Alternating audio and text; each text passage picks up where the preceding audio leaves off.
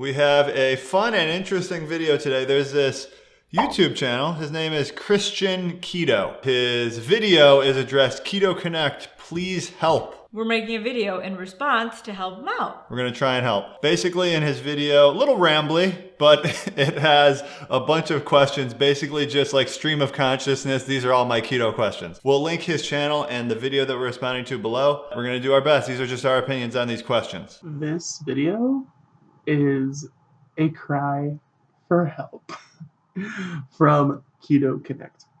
My first question for you is, how do you get your fat in? I cook all of my food with oil or butter, but that does not get me anywhere near the amount of fat that I need. MCT oil, I cannot find it at Walmart or Publix, and it is so expensive at Whole Foods. I'm a college student, as you can see. I live in a dorm, well, an on-campus apartment. I need to find out how I can get more fat in my diet without using MCT oil, because I just can't afford it. Well, first thing I want to say is MCT oil is absolutely not necessary. And if you're looking to get a lot more fat into your diet, you don't want to do it through MCT oil either, because that could cause a lot of disruption in your stomach, issues with the bathroom. So I wouldn't be looking to up my fat through MCT oil. Especially if you're on a budget. Totally optional. Yes. One thing I just want to clarify first off. You say you're cooking your food in a lot of oil, butter, things like that. Are you calculating the percentage of your macros right? Because it's percentage of fat as calories, not as grams. Because it sounds to me like you might be doing a percentage of grams. And then a big thing is don't buy chicken breast, don't buy ground turkey that's like 99% lean. Yeah.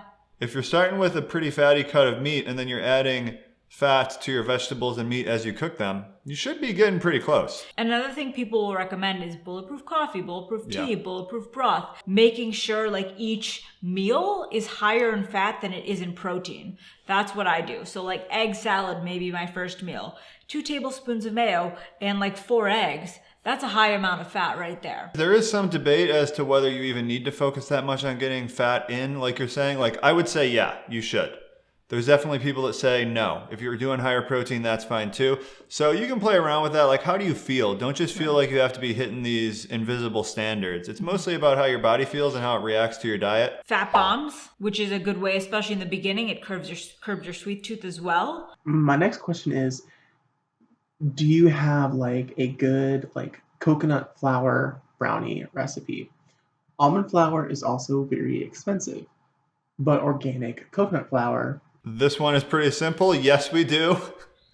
I'll link it below in this video. I would say like the best coconut flour brownie in existence. So you guys could check that one out. It's one of our favorite recipes. Yeah. And then he goes on to ask about coconut flour versus almond flour, price differential, things like that.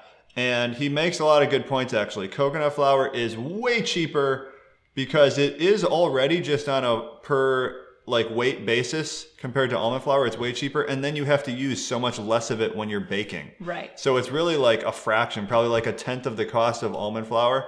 And in my opinion, more nutritious than almond flour just because it's not going to be so calorie dense when you're done with the recipe. Yeah, it's definitely our preferred flour. So yeah, we'll link like our top 5 coconut flour recipes below. Yeah, because there was like a period where I thought I was allergic to tree nuts. So we were just going hard with the coconut flour recipes. Also, I need to know, like, why is it not a good idea to use, like, vegetable oil or canola oil or corn oil or sunflower oil? Why do you only use avocado oil, duck fat, like some kind of animal fat, I guess, not just duck, but any animal fat? That's a great question. Yeah, cooking oils. Yeah. First thing, we'll link a blog post below that talks about the differences between omega-3s and omega-6s. And to note there is that the oils he mentioned, like why we don't use those, they're high in omega-6s, they're very high in inflammation. Polyunsaturated fats, they're extremely prone to oxidation. So when used in cooking, like for the example, Wingstop uses soybean oil to fry their wings, and they have basically a fryer thing filled with soybean oil just heating all day long, right? So soybean oil is almost entirely omega-6 polyunsaturated fats. that's being oxidized. When the polyunsaturated fats are oxidized, that is bad for your health. And it's very inflammatory. And basically the best oils for cooking are just oils that are low in polyunsaturated fats in general, whether it be omega-3, which is the good ones, omega-6, which we get too much of, just basically devoid of those in general is good for cooking. The easiest way to think about it, honestly, is just like a common sense approach. Sunflower seeds, the process of eating them in nature, right? They're in a shell, you have to crack them, then you get one sunflower seed. How unnatural is it to be drinking the oil from hundreds of sunflower seeds on a daily basis? Very unnatural, right? Whereas animal fat, you cut open an animal, there's fat there, you eat it. That's a much more natural process. And then even like soybean oil, soybeans don't have fat in them to begin with. So they have a very small amount. Yeah, whereas sunflower seeds have more fat. So it's even more unnatural seeming. Honestly, when I'm considering fats, there's two things that are run through my mind. It's the omega-3 to 6 ratio, because I want on the day my ratio to be close to 1-to-1. It's hard to really get 1-to-1, but close. And then the other thing running through my mind is how much polyunsaturated fats are in there that are going to oxidize while I cook at high heats. So using animal fats, it's basically just you're negating all of that. Using things like coconut oil, which is almost entirely saturated fat, same thing. There's very little polyunsaturated fats in it. When you start getting olive oil, that has a little bit in there. So that's why for olive oil, for instance, you don't really cook with. You use it more as like a dressing. A cold preparation. Yeah. That's more of like a nuanced thing. I wouldn't say to stress over that at the start. And then my next question would be also, how did you stick to it for so long? Because like me, for instance, like I go to parties and I see like this bowl of chips and a dip, and then like they have like M&Ms and Oreos. Like it's so hard to stay within that stuff. Thankfully I've been able to like fight the temptation, but it's just getting a lot stronger and stronger. Yeah, this is a hard one. And this is hard for me to... I think this is what we're the least relatable on. Yeah, because during college, like I was not at all by any means conscious of my health. I was just looking to like be skinny, but also eat pizza and drink tons of like alcohol. It is definitely a lot harder. You're making new friends. You're surrounded by friends. You're at parties. You need to socialize, right? That's a big part of your experience in college, and you don't want to deprive yourself of that. So having hindsight, what I would do now if I was back in college, not that I did this when I was in college, so I can understand why it's hard. What I would do now is I would drink pretty often, but I would try drinking liquor. Maybe mixed with diet soda, mixed with Zevia, maybe straight up if you want to be a real like... Even wine. Yeah, so as far as like avoiding the snacks and stuff at the parties, maybe just eat beforehand, maybe bring some snacks with you. I don't know, that's kind of weird. No, see, that's not weird. Okay. I think like maybe women are used to it. We have purses on us at all times, but like I'm constantly scared of being hungry, like even just on a regular. That's like a thing for me. So I always have snacks. We have snacks in the car. I have snacks in my purse. So I would take snacks.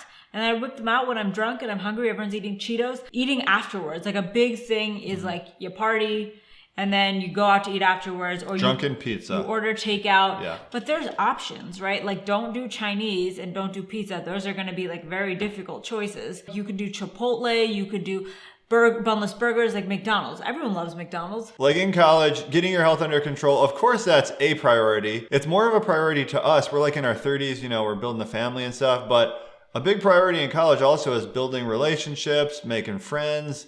So having some kind of sustainable medium is probably going to be best. Like I wouldn't say, if I was in college, I wouldn't do keto strictly 100%. Neither would I. 1 or 2 days a week drinking, maybe 1 day a week even not doing keto super strictly. Whatever makes the diet something you can stick to for the rest of college, basically. Yeah. Think of that. What can you stick to for the rest of college? How do you help with the keto flu? Keto flu is mostly just going to be electrolytes. Magnesium, sodium, potassium. We have links for these, what we recommend for this, also on our products page on our website. But like just seasoning your food with extra salt, maybe getting a potassium supplement, and a magnesium pill. That's what we take. Can different people eat different amounts of carbs? So like, someone told me that I can actually eat 30 carbs and be fine, but that scares me, so I try to stay under 20. Great question. This actually confused me a lot at the start because I was like, I'm huge, mega small. Why are we eating the same amount of net carbs? Yeah, so the carbs are actually static for any human body. 20 grams of glucose, that's what your brain needs on a daily basis. So if you're under that amount, you'll be synthesizing glucose in your body. Which, your body can do, and Yeah. that's fine as well. So you can do 0 carbs. So it's not like the bigger you are, the more carbs you can get away with. Maybe the more active you are, the more carbs you can get away with. The more fat adapted you are, Yeah. maybe the more you can get away with. But my honest recommendation for someone starting would be keep them as low as you're comfortable with. The lower, the better. And the more fat, the better too. And that just helps you become fat adapted quicker, in my opinion and my experience. The lower, the better in the sense for me, like if they were lower from the get-go, then I would have probably had an easier time going away from the sweets. What do I do when I walk away from the table but I'm still hungry? Like in the morning, like I had breakfast this morning. I was so hungry after breakfast. That's a tough one. So like it seems like you are starting out. And Yeah. if that's the case, if you are hungry, do not starve yourself. Like don't not eat more. Like if you had bacon and eggs and you're like, well, there's more bacon sitting over there or there's more eggs, like, and you're still hungry, go eat them. Like don't deprive yourself, especially in the beginning, because bringing your carbs down is going to be really difficult. Yeah. So you don't want to stress yourself out by also like trying to restrict your calories. So restricting calories by willpower is an exercise in futility for most people. So if you eat as much keto foods as you want, goal number 1 when you're starting keto is to break your reliance on the standard American diet, snacks, carbs, and just becoming fat adapted. Once all of that takes place, you're not focusing on weight loss yet. You're just eating as much keto foods as you want.